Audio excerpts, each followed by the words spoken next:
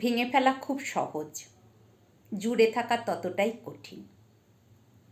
মন হোক বা কোনো জিনিস, ভাঙতে সময় লাগে না, অথচ সম্পর্ক বা অট্টালিকা যেটাই হোক, গড়তে কত কসরত, কত সময়, কত ধৈর্য, কত পরিকল্পনা আর কত সরঞ্জাম লাগে বলুন তো। কত আশা, কত স্বপ্ন, কত এফর্ট ঘিরে থাকে এই গড়ে তোলাকে কেন্দ্র করে। কত লড়াই, কত বাধা, কত অশান্তি, কত বিচ্ছেদ জড়িয়ে থাকে একটা সম্পর্কের ইমারত করতে।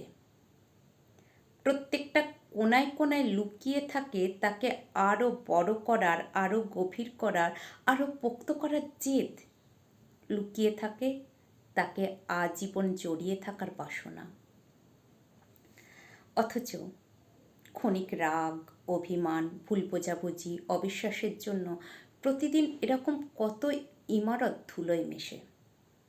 জিনিস ভাঙার আওয়াজ হয়, দাগ দেখা যায়, কিন্তু মন ভাঙার আওয়াজ, হয়তো সেই আওয়াজ ক্ষত অদৃশ্য বলেই রিপেয়ার করার তাগিদও কম। সম্পর্ক অমূল্য, এটা কোনো বস্তু নয় যে ভাঙার সাথে সাথে আরও একবার কিনে আনা যাবে। ধৈর্যের শেষ স্টেশন তো বিচ্ছেদ। তবুও যদি আরও একবার সুতোটা ছিঁড়ে ফেলার আগে চেষ্টা করা যায়, ক্ষতি কি? সত্যি একবার কি চেষ্টা করা যায় না?